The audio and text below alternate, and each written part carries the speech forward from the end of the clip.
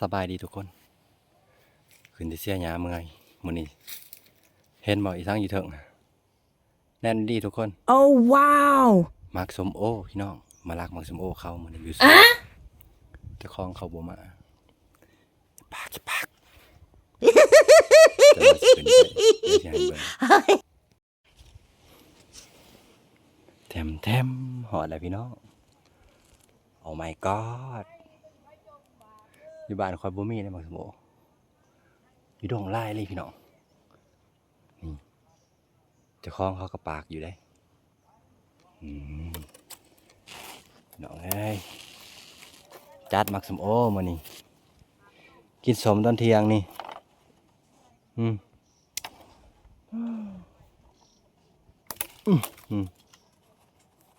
ผู้ใดอยากได้มักสมโอบอกเด้อสิเอาไปให้นี่กินสมจักว่าบ้านบ่จำมักสมโอนี่บ่ทันชิมเบิ่งบ่ชิมเบิ่งสิบอกเด้อบ่อยู่บนไสพี่น้องไสนี่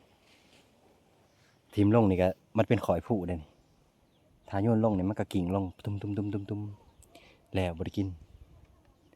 ขอเช็ดได้ป่ะนี่ต้องหาแผนพี่น้องก็เสียจังไดเนาะบัดนี้เนาะมือหนึ่งก็จับเกาะมือหนึ่งก็เก็บมักสมโอปล่อย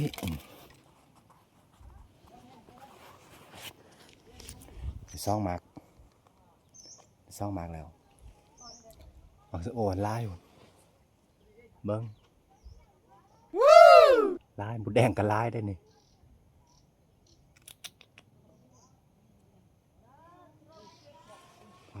เจ้าเนาะคนทางนี้เขาปลูกไว้เขาบริค่ายได้คนทางดงเด้อที่เราเห็นค่ายบ่เป็นคนทางดงเด้อคนทางดงเขาปลูกไว้กินเด้อ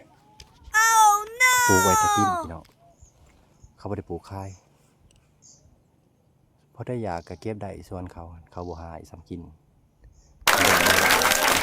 คือกันในส่วนเขามาไข่บางอย่างคือกันเก็บได้เขาบ่หายเขาเก็บกินถือเส้นไฟเลยก็ยาแน่นอนดีอะไรขอบใจเด้อผู้ใดปลูกมังสมโอไว้นี่เด้อให้จะมีบุญวาสนาเด้อหาเงินจะมันขั้นเงินได้นี่มังสมโอพี่น้องเลยเก็บก่อนนี่มังสมโอพี่น้องเบิ้งเขาสินับเก็บได้จักหมากเด้อ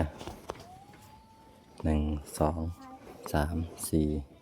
5 6 7 8 9 10โป้10พอดีเลยบริณามสำหรับเกม10มาพอดีมาจวดมันนี่พี่น้อง